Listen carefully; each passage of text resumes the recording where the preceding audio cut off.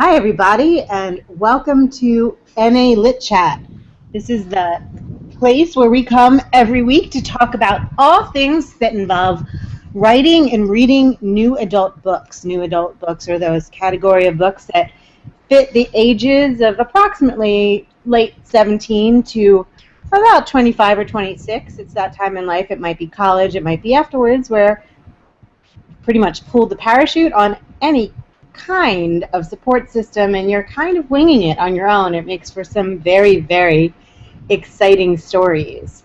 Here at NA Lit Chat, we usually feel like we're about 2 years into, I think, the trend of new adult, and we have seen a lot of different stories come through, a lot of different characters come through, and in some cases, a lot of the same characters come through. So tonight, we are going to peel off the Band-Aid and really take a look at specifically gender, but a lot of the stereotypes that we are seeing in new adult books.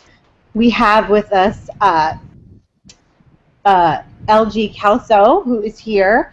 She's got a new book out, and she's got a really interesting story of the way that gender and stereotyping sort of played into the way that she first discussed the book and how she decided to ultimately publish the book. Hey, LG, thanks for joining us. Hi, Amy, and everybody. Thanks for having me. LG! Yes! We're also here with ST Bende and Chris Fox.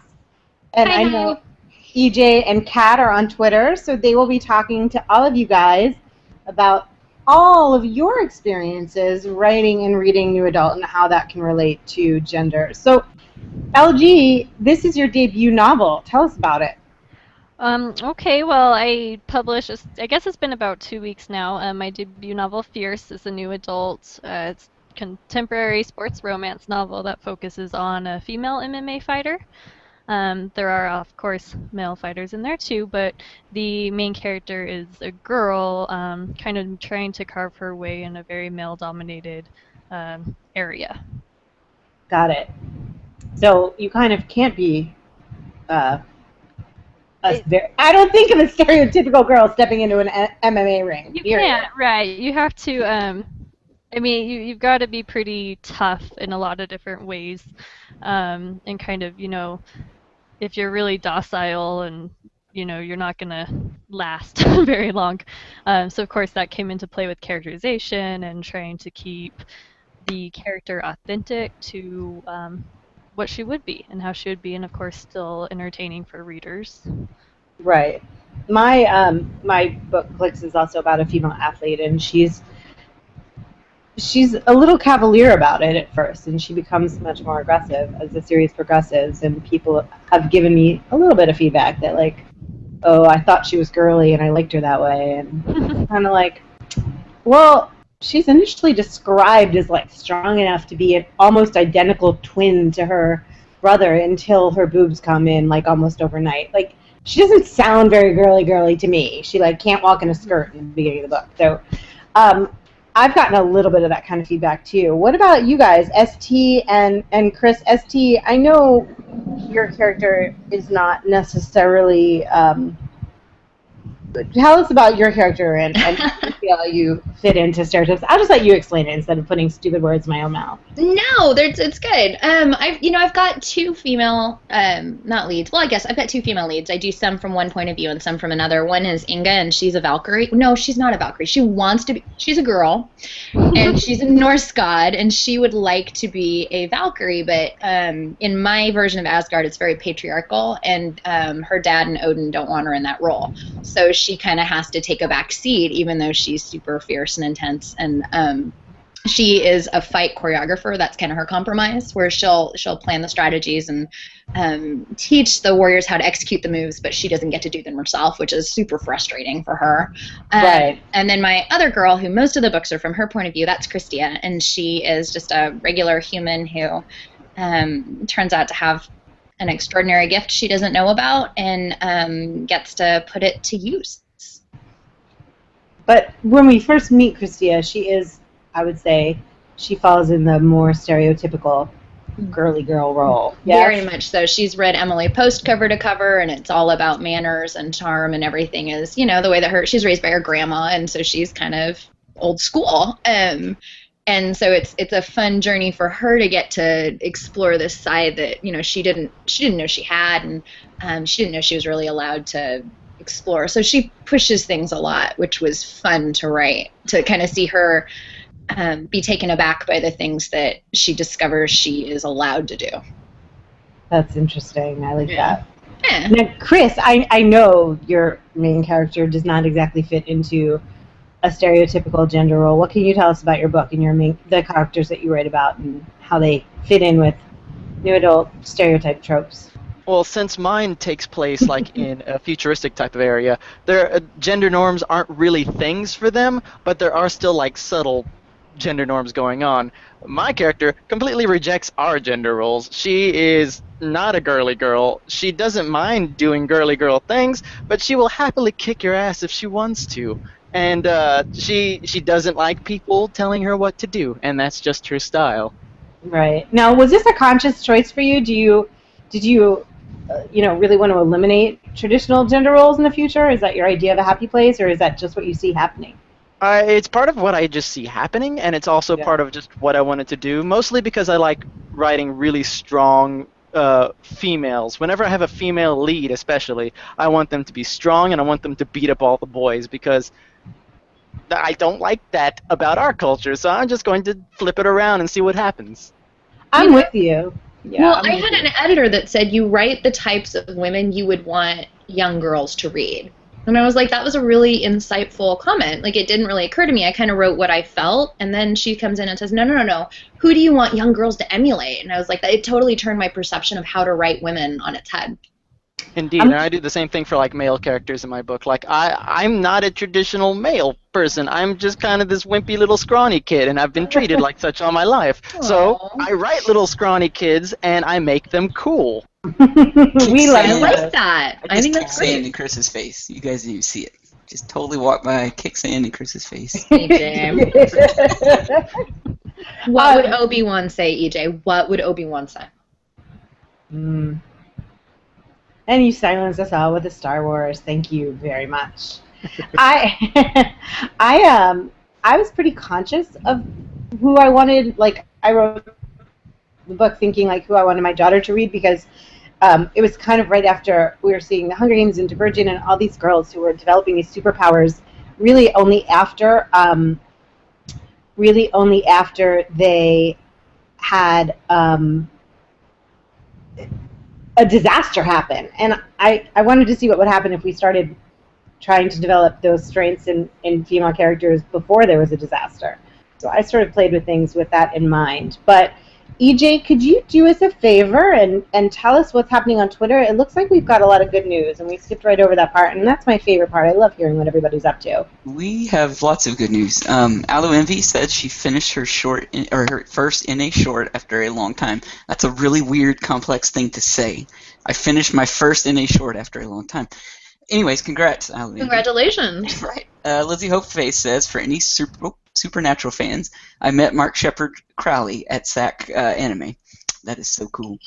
Mara Valderan says, my good news, I'm planning the blog tour for the second book in her NA Fantasy series. Hint, hint, and she shared a link. So hit Mara up if you have an opening on your blog for her.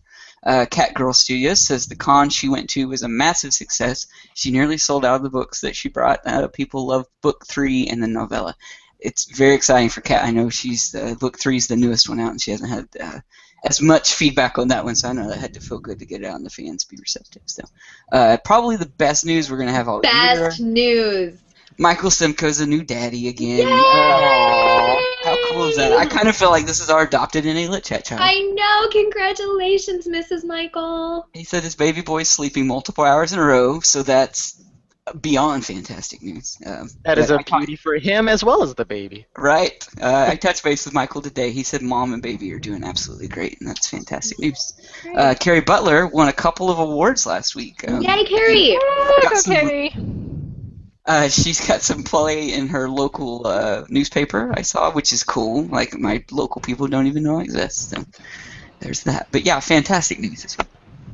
That's all really good stuff. Carrie, I want to know more about these awards, so tell us what they are. And big congrats to Michael Simcoe, who, yeah, new babies don't always go with writing schedules, or you're just up all night and you're managing to focus. So I'm not sure where he is with that, but I wish him all the best.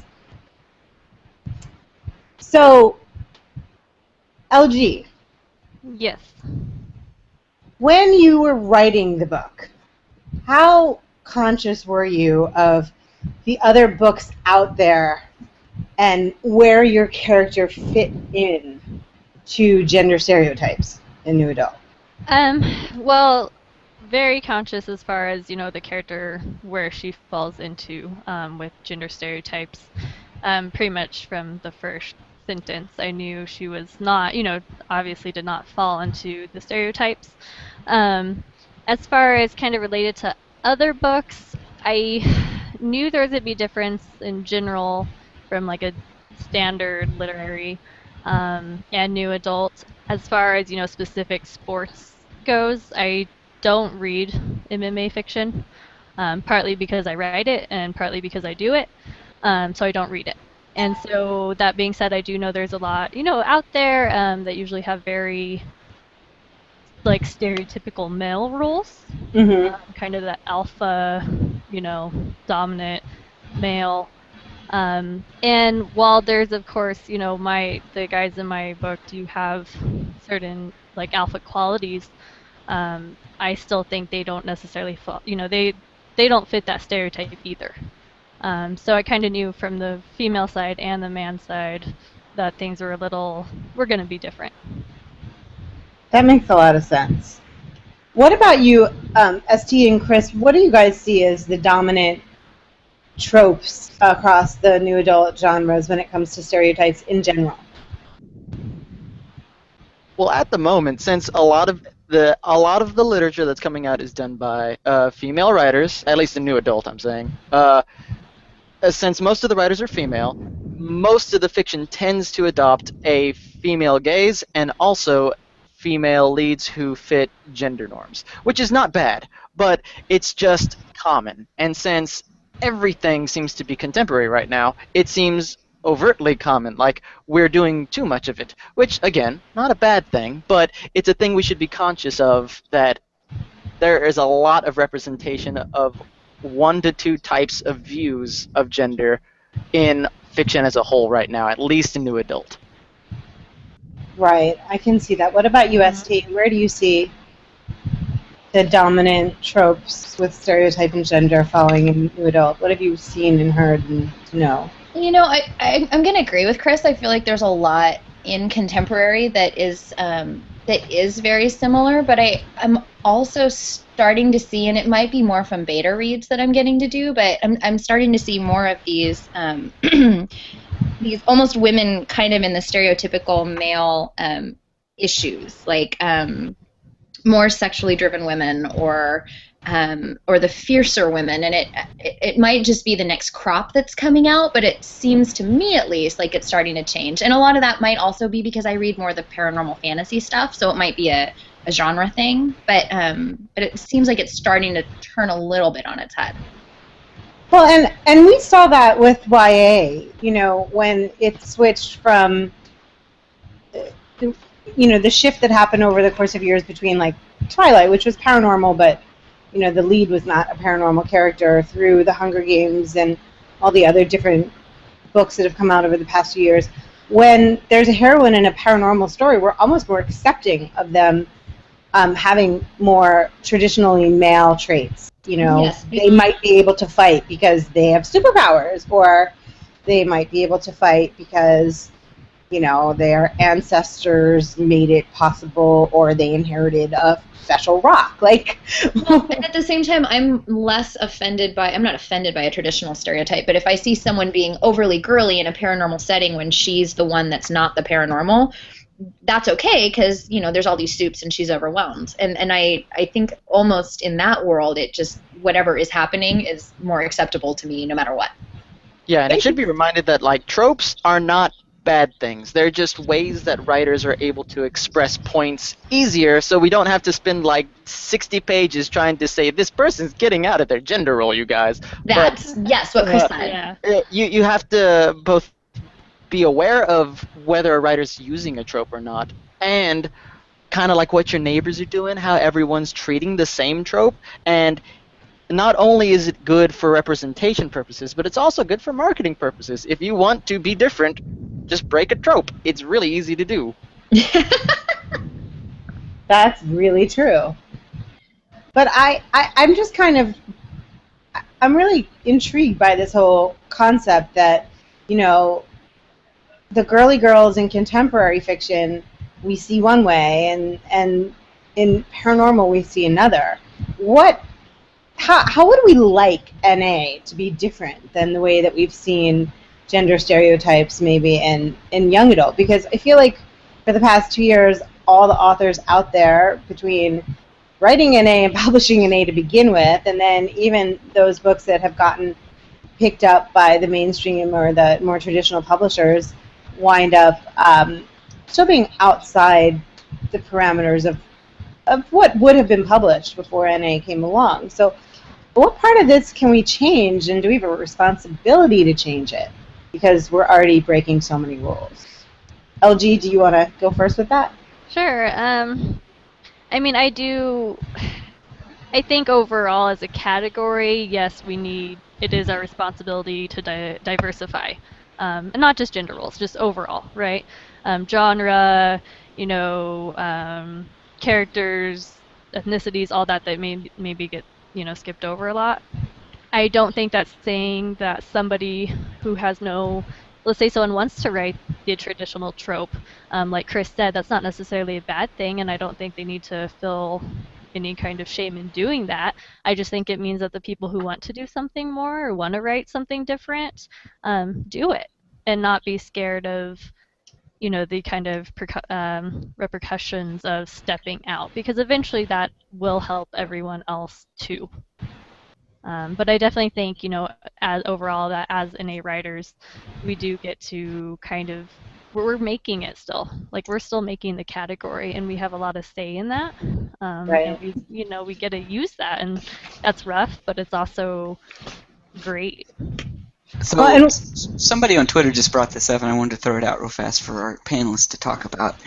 So they mentioned that in her mind, her characters aren't alphas or whatever, and it just kind of clicked with me. I was like, I'm the same way. Like, a lot of times I don't write a character to be an alpha or to be, this other role or whatever. They just kind of fit. It's what makes the story work in my weird, twisted process.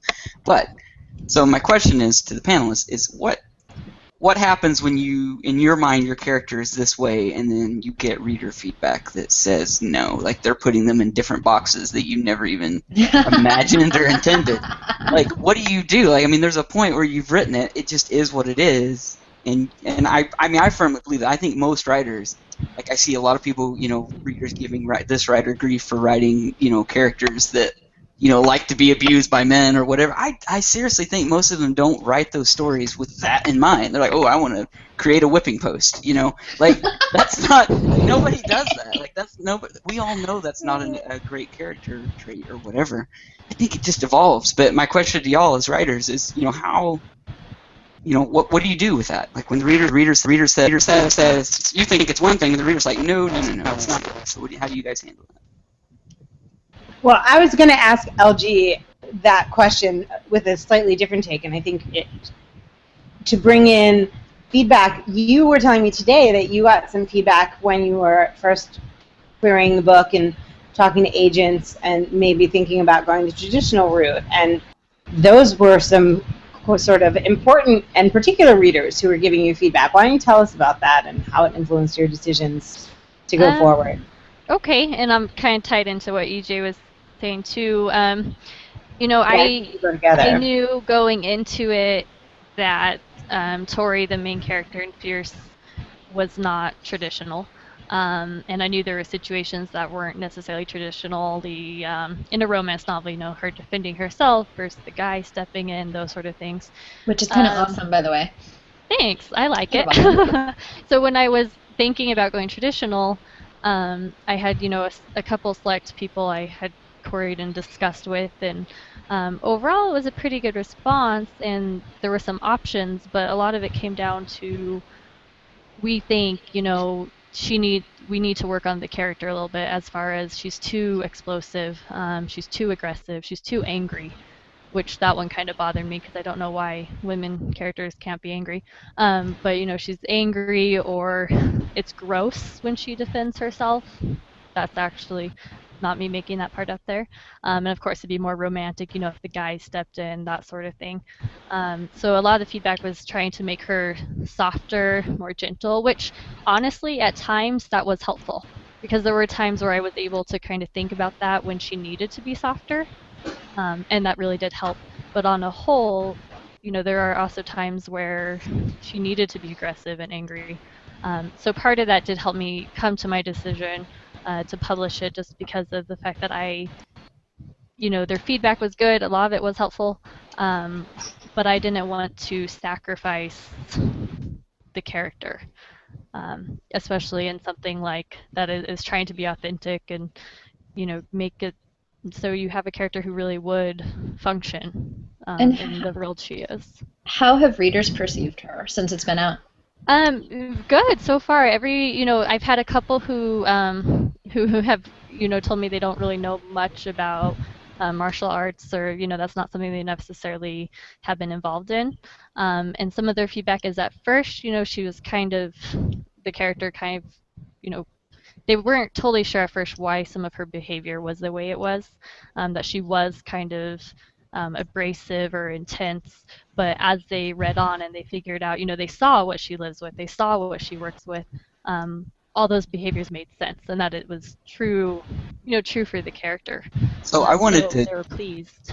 I wanted to piggyback on what LG said, because it's kind of the polar opposite. Like, so for some of the feedback on my story, it's written from a guy's point of view, and it's fairly introspective and such, and the feedback I got a lot of times was a guy wouldn't say this, or a guy wouldn't, you know, he wouldn't be this passionate, or he wouldn't, you know, use this word or that word, which is hilarious when you're a guy writing it. I'm like, you're a guy.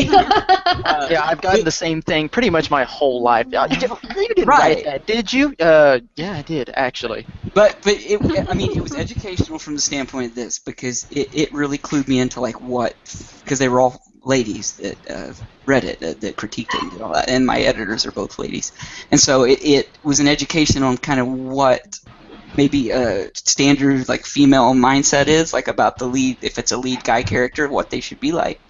But there was part of it that just didn't, like, click with me very well. I was like, maybe most guys, you know, wouldn't say that or think on those levels, but I know some guys that do, you know, go to those levels, and maybe that is part of breaking those misconceptions. But yeah, so LG, I really identified that with that, because I got the kind of the flip side of that.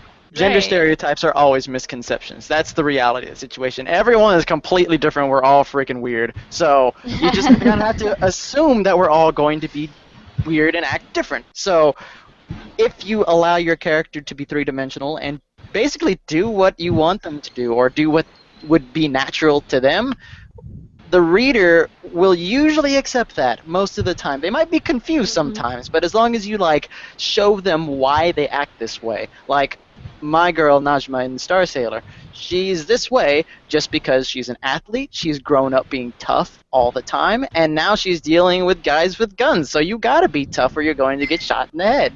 What are you gonna do? Oh. I love it. Well, ST just like that noise you made, I imagine, was the same noise you made when you saw Bambi for the first time. Oh, I won't watch Bambi. Oh God, not Bambi. No. All I heard was this horrible, like, I can't watch Bambi either. Right? Like, I'm sorry. No. That was just that was not acceptable, and it was not for children. Still not acceptable. I won't watch The Wizard Oh my of Oz. God, have you seen That's Bambi another 2? story. And then they made another one, and it's just as bad. Oh dear. Well, you know, everything has their stereotypes. Disney movies killing off the mom. Yeah, what's wrong with Mom? I'm sorry, this is Annie Litch. Well, no, you know, the truth is, it is one more gender stereotype, right? Like clearly the primary character story in Disney movies, they need to get rid of the mom, and instead of coming up with like some kind of weird, like, oh, my mom just has a crazy job where she works a million hours, the way that you might in YA or in NA where you don't need to address it, and we all kind of like that, they just kill them off, and that's become a very stereotypical Well, and even in Frozen, and then we'll go back to real Annie Lit Chat, but even in Frozen, they only let that mom say one word in the whole movie, and the rest of it's the dad coddling the girl. I mean, then they killed them both, but really, it's just like, what is it with moms? Was there an issue? I just want to know. Well, that's how Disney shows gender equality. They kill both parents. That's true. And I will say with Frozen, and I hope this isn't a spoiler because whatever, but if you've seen the movie at the end, like the girl saves herself and kind of saves the guy. And, I think that people are conscious, even at the top levels in the entertainment industry, that people want to see more from their characters, and especially more from female characters. But I think that there really does still seem to be this pervasive idea that girls are still the weaker sex, that they can't do everything that boys do. And I love the idea of an MMA book or any kind of a sports novel which is really going out of its way to show that girl athletes are just as tough as boy athletes. And, when you play to win and when you train every day, it really doesn't matter what your gender is at all. Well, one of the most consistent comments I'll get in reviews is that the character is so much stronger than they were expecting, and that it was really nice to see a strong female character who stood up for herself. And it kind of made me wonder how many of these books that that we love, maybe the characters aren't as strong as we want them to be, and should we be writing more of that? Bailey Kelsey just tweeted, by the way, that there is some strong academic scholarship on why moms die in Disney. It's a huge thing, she says. So apparently everybody go to Google and figure out why. That's going to be a horrible Google that comes up. Like, why are all these moms dying? Well, I just always assumed Walt had an issue with his mom and he didn't care to write that character into the movies because he didn't have that relationship. I don't know if that's true or not. That was just my theory. And now I'm wondering, did Old Yeller have a litter when they killed it? Like, was it a female all this time? I've never known. I just assumed Old Yeller was a male. Um. And So now we're all right. yeah, now we're just sad. So do you guys think that it's hard to market stronger female/weaker male characters? Or, I mean, I never really heard the word alpha until I started paying attention to the new adult market, and then all of a sudden it's like everywhere. That wasn't, I thought that was just like in werewolf books, not in like regular books. I for a long time thought it was the main character was the alpha, like the first letter in the Greek alphabet. So that would make sense. It's generally not a term that most people use. We usually use it for like alpha males and beta males and stuff like that. But in reality, those aren't really like nice terms to describe people because they don't. It's again another misconception that characterizes a person as this one thing that they definitely are, which in reality they're one person who's very complicated, and you actually need to talk about it more to figure them out. Yeah. Right. And I think lit abuses that word, to be honest. My definition of alpha is not the definition that you find in like fiction. What's your definition, LG? What's your definition of alpha? I don't think I have a really like tight little way to say this, but it is used a lot actually sometimes in martial arts and those sort of things. But it's usually indicating somebody who is, they're strong mentally, physically, but they are in a position where they use that to help others in the sense that they're they're gonna let somebody else. I'm trying to think of a good way. Like in jiu-jitsu, for example, you're going to have somebody who's a higher belt level. Obviously, they tend to be alpha, quote unquote, because, right, technically they're stronger, they're blah, blah, blah. Right. But they're going to become, they're going to let the people who are below, who are newer, do all these things on them. And they're going to let them teach it. And they're going to be dominated, so to speak.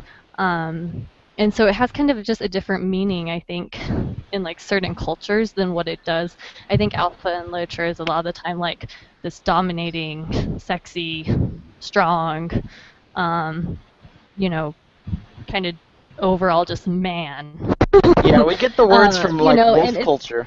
And Yeah. like Alpha Wolf is the leader of the pack, and Right. Beta and Omega Wolves are just the lesser people. But in reality, they're all a team. They don't just inhabit a role. They are actually just a part of a pack, and they all work together. Well, and then here's my question. So I think someone just said something about an alpha male and a weaker female. Do you think that you can have two alphas in one of these relationships, or does there always have to be a beta or a zeta?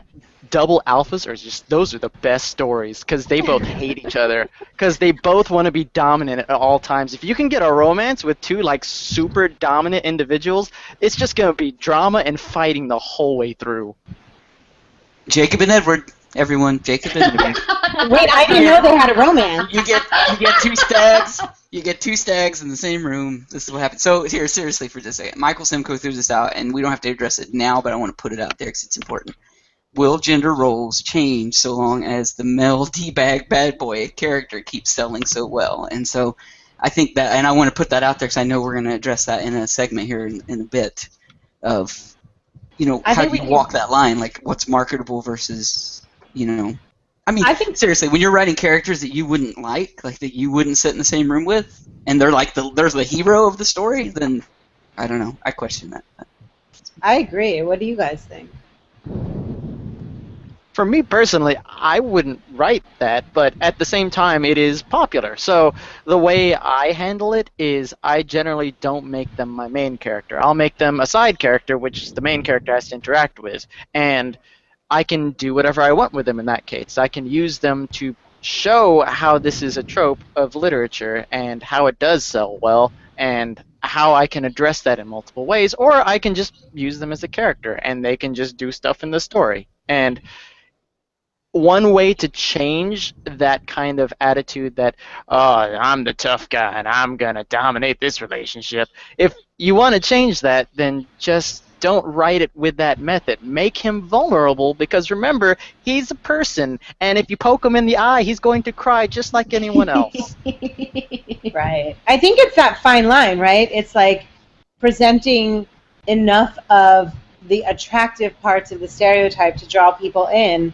And then once they're there and once they're in love with the character, then you can sell them almost anything that's unique or inventive. And in a lot of cases, it's better that way. I know when we talked about what people were looking for in new adult at the beginning of the year, one of the things that our audience, at least, was really interested in was more like alpha nerds, or not alphas, but like regular everyday guys who were not alpha males, but could still be attractive and who were more vulnerable. I think we've spent quite a bit of time tonight talking about the stereotypes that surround women in fiction, but the stereotypes surrounding men in fiction are almost worse.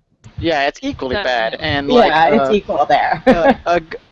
Our quality is that we're all misrepresenting each other. Hooray! A good example of together. Like the misrepresentation comes from this idea of like the Fonz, he's the cool guy, he's the bad guy, he's doing all the wrong things, but oh man, he's just a bundle of love inside. A good example of that same character trope, but in a way that subverts it, is if you read The Sound of Us by Ashley Poston, who used to come to NA Lit Chat all the time.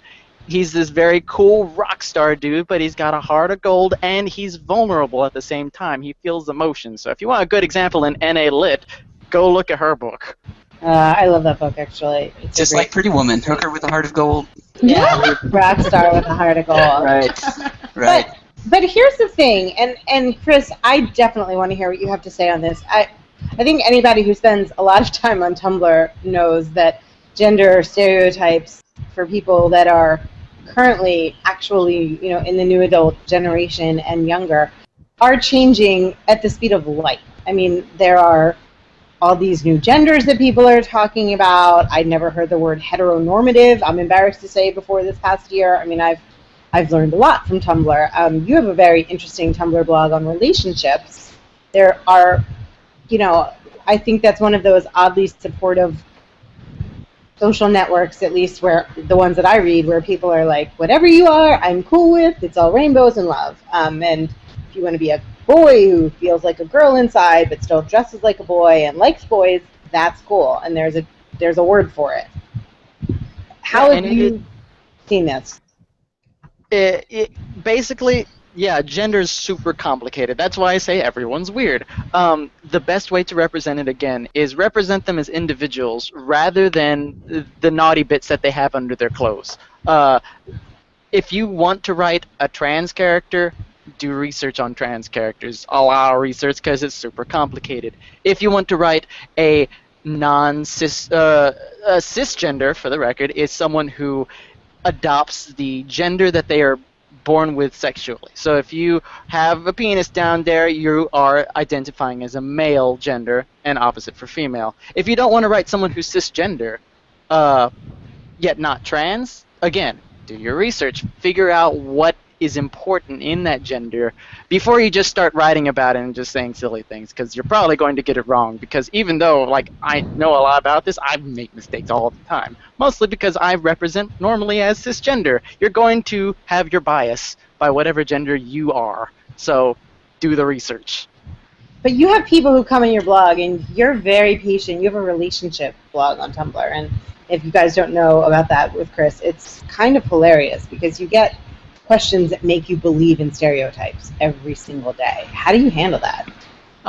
Basically just kick them over whenever they show up. It's just like, no, that's not true. Yeah, if someone says, hey, why are all the guys, they always never want to, take me on dates, and they always do this, it's like, no, that particular person does these things, not all guys. And whenever say, like, girls always cheat, it's so stupid, why do they always cheat? No, the people you've dated have cheated on you. That's their problem. And it's not a girl thing, it's just a thing. Chris's solution: you're the loser in this scenario. This for the layperson. Chris is not. This is not a pick-me-up relationship blog. He's Dr. Phil on steroids. Like, he's like, you got a problem. You got to fix it. I have to learn how to use Tumblr so I can read this blog. It's awesome. I know, I was thinking the same thing, yes. It's Right. awesome. It's mostly about just, like, if you see something that is not that is being represented as normal, but it's not applicable to everyone, then it's probably a stereotype, and you just discredit it, because it's not credible anyway. If someone is saying, all guys or girls act like this, well, no, they don't. That's just the fact. So You're just trying to make yourself feel more comfortable about whatever problem you're having by assigning, the blame on an entire gender. Yeah, it's not going to make anything better. And it applies, like, across the board, not just gender issues. It also applies sexual issues, racial issues, blah, blah, blah. So, like, not all Asians are good at math. That is just a fact. Welcome to the world. Not all people are heterosexual or homosexual. There happens to be a lot of different places in between. So when you're writing and you want to write these issues into your story, but make sure you address them properly, just don't address them in black or whites or absolutes, because nothing is absolute. Everything is bonkers, and we just need to represent that. And do your research on the Google. Exactly. Google is your friend, and so is the Wikipedia. Sometimes I worry the government's going to come in and look at the search history for, like, does an implosion make a sound, and how to build a bomb, and, like, wonder, what are you doing in there? I still want there to be I want there to be a plugin that goes in the back of my search engine that says, I am a writer. This is all for fiction. Yes, just in case they're watching. I want to buy on this. Google.com, how to make sufficient C4 explosive. Oh. So, LG, do you see, where do you think this is going to evolve for the category of new adult? I mean, you're in the age range of the characters that we're reading and writing about, and I'm a little bit older, so I'm sort of seeing a lot of this stuff as a parent as opposed to walking through it as a college student or a little bit older. How do you see what's happening in the real world affecting books and vice versa? I think it's gonna evolve to reflect more, especially these things we talked about.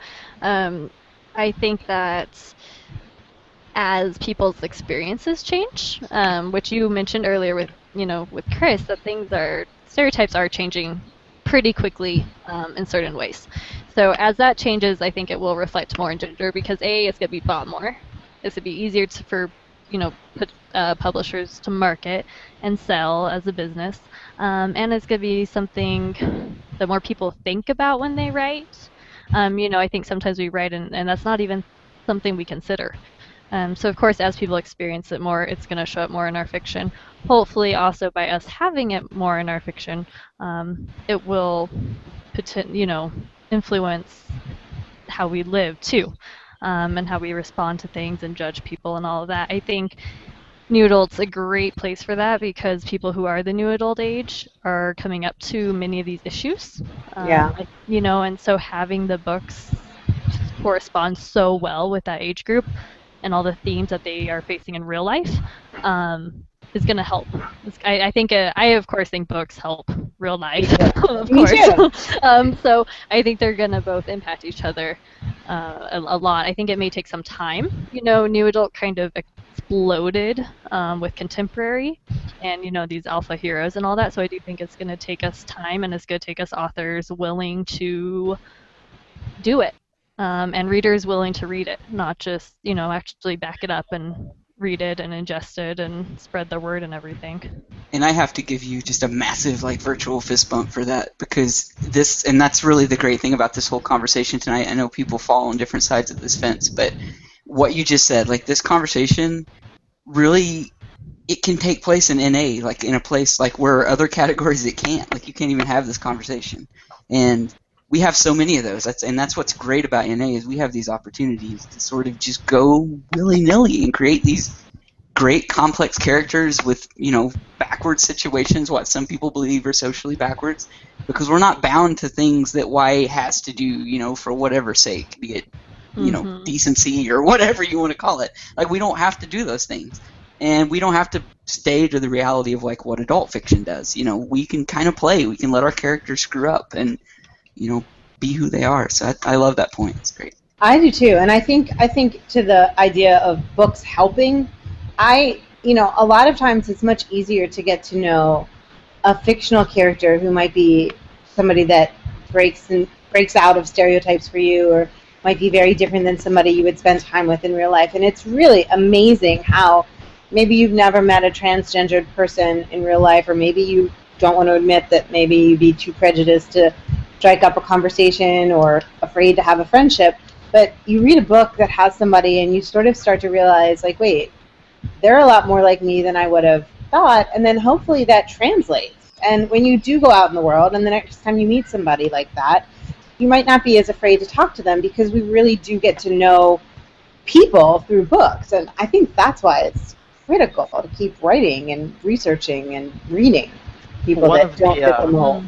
Yeah. One of the situations that made me choose to have brown skin characters as the majority of my cast in Star Sailor was the whole controversy around Rue in the Hunger Games as being perceived as white when she was not, when she appeared in the movie. And it was just this funny discussion for me to have as someone who is biracial, because I get to look at that and say, well, it didn't really matter what skin her color was, she's just a person. And the same thing applies to gender roles. It doesn't really matter what your gender is, as long as you are an awesome hero, or you are the person who gets the romance at the end of the story, you're an awesome character, and that's what matters. Yeah, I really like that. What about UST? You have little kids, and I don't know how you feel, but I have little kids too, and I am constantly shocked about what I'm learning about gender through their eyes. Yeah, it's just a whole new world, isn't it? Yeah. No, I was thinking about what Chris was saying, and I was thinking about how well people were relating to Lafayette. I'm still stuck on True Blood, and how I feel like characters like that have really brought a lot of awareness, not just to our generation, but to generations down. And I just think it's really great to see the development of all of these different kinds of characters that are now hopefully becoming perceived as more of the norm. Lafayette is just the best. I'm in love with him. A dominant, just kick you in the face gay guy who's also black. Just step off. And who's a medium, or a what is his he can talk to dead people. He's a medium. Medium. Hooker, please. I'm sorry. That was my Lafayette person. No, I agree with all the. I mean, I think I'm always attracted to the characters that throw out all the rules, but that's just me. I've learned a lot from books, and I mean, we have a in real life it translates too. We have a friend who, and it's amazing. My kids have been so tapped into this since he was 2 or 3. We have a kid on our street who's just always said he was a girl inside, and nobody taught him this. And now my kids, when they'll like talk about him positively, but they were able to articulate a couple weeks ago. They were talking about a girl who dresses like a boy, and they said, she's a tomboy, which is a term that I think kind of should be tossed out, but they had heard it somewhere. And they were like, compared to the other kid who's kind of like a tom girl, but there's a difference because she just likes to dress in boys' clothing, where he really feels like he's a girl on the inside. And then they were like, can we have ice cream? Like it was a totally amazing conversation that didn't faze them. They weren't judgmental of it. They were really explaining what they saw as this slight, very, on the scale of gender, these slight but important differences. And it was no different than when they were like, her shoes are red, his are blue. And I thought that was kind of beautiful. And you so hope that parents foster that and don't squelch it. Like, I've been around people when those conversations were happening and the parents were saying, well, he shouldn't paint his nails because he's a boy. And you're just cringing and going, look, I know you get to raise your child the way you see best. I respect that. But, oh, God, please don't make it harder for this little boy that just wants to paint his nails. Right. No, I agree. And I think of all the poor neglected women that have grown up now from my generation that never got to touch like a He-Man doll.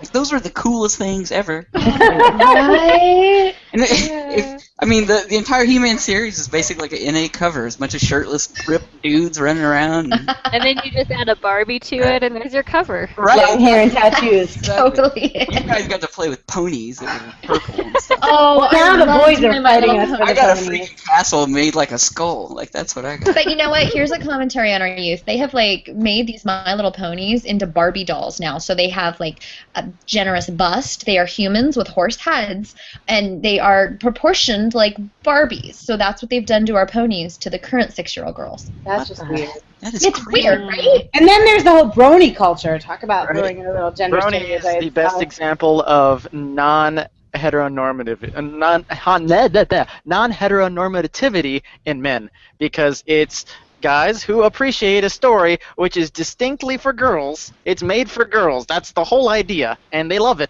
because it's a good story. And because My Little Ponies are awesome.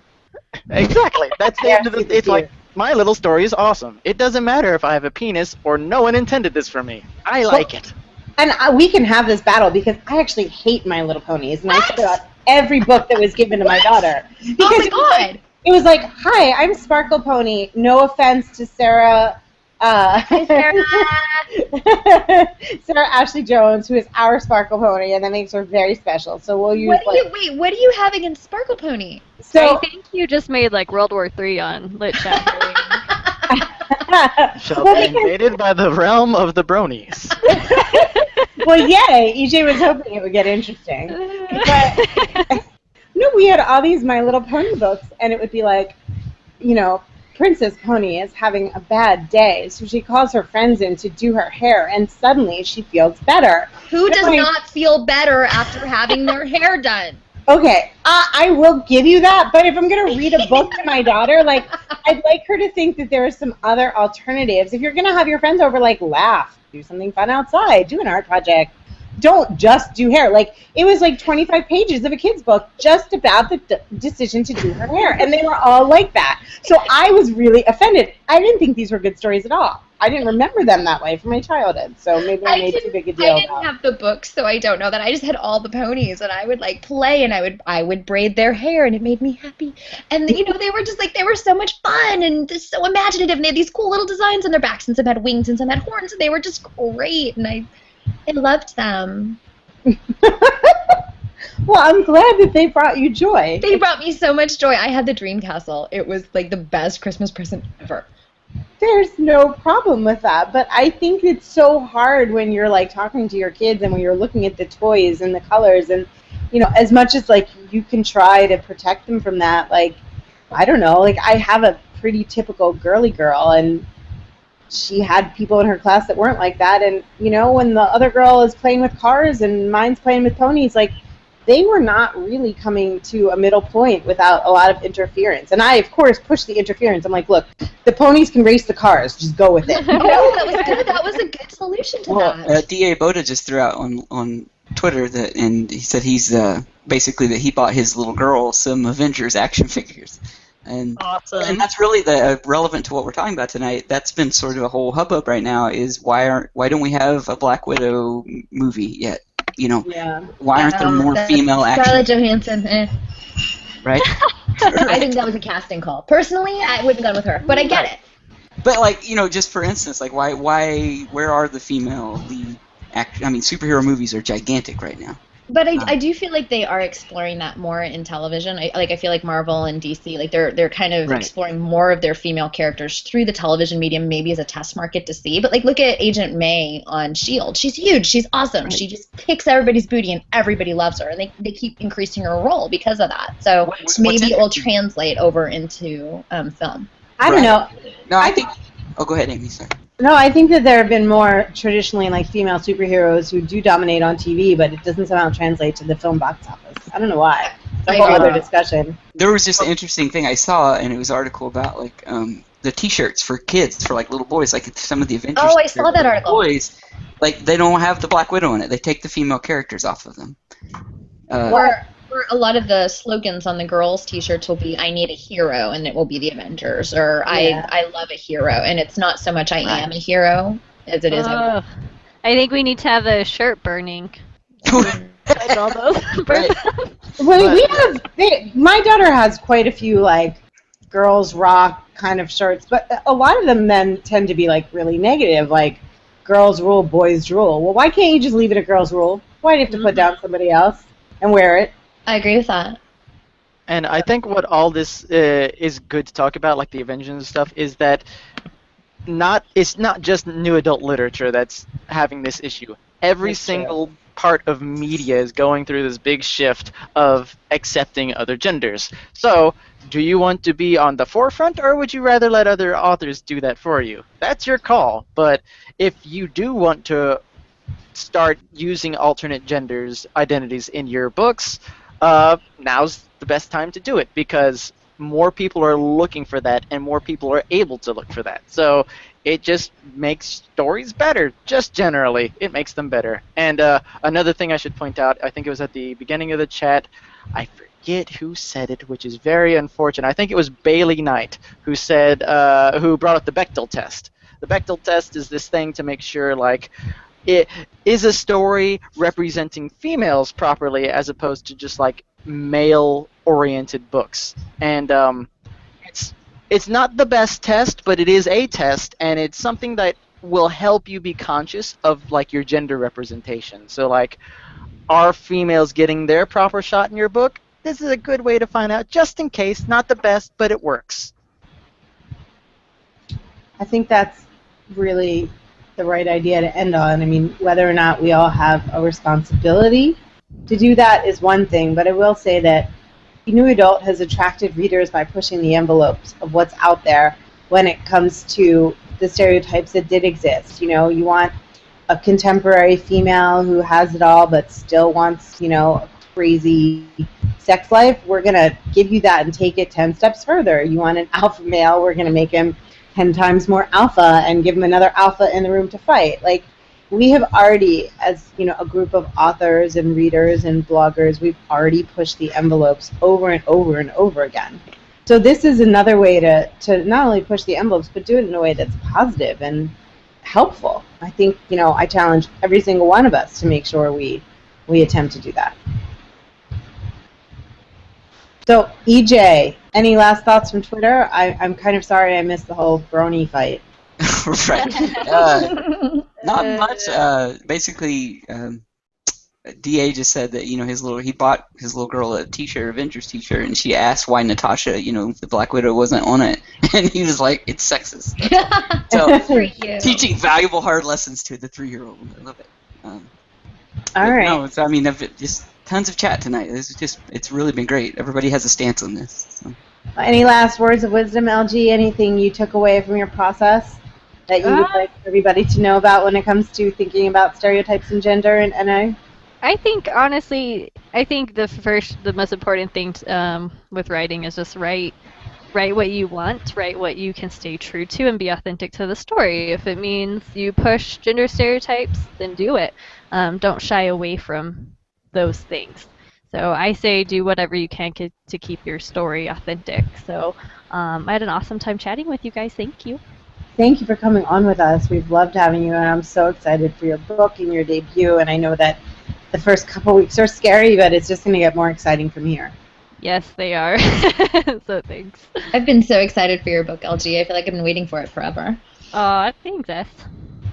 And Chris, Chris ST, any last thoughts that you would like to leave everybody with regards to this topic? Go ahead. You go ahead.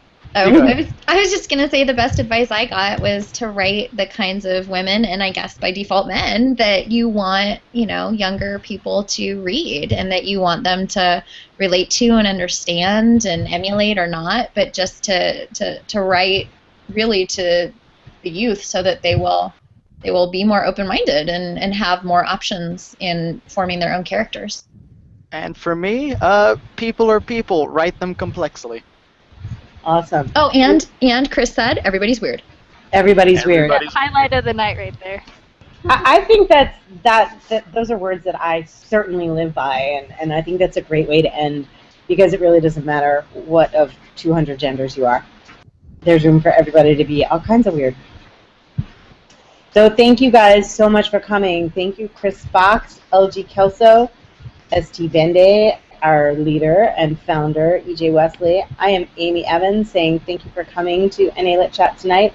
Thanks for listening. We hope you'll join us throughout the week. Send us your ideas, your comments, anything that you didn't get to say tonight. We'll still catch it on Twitter. And we will see you guys next week, 9 p.m. Eastern, on Twitter and Google Hangouts. Thank you so much. Have a great night. Good night, y'all.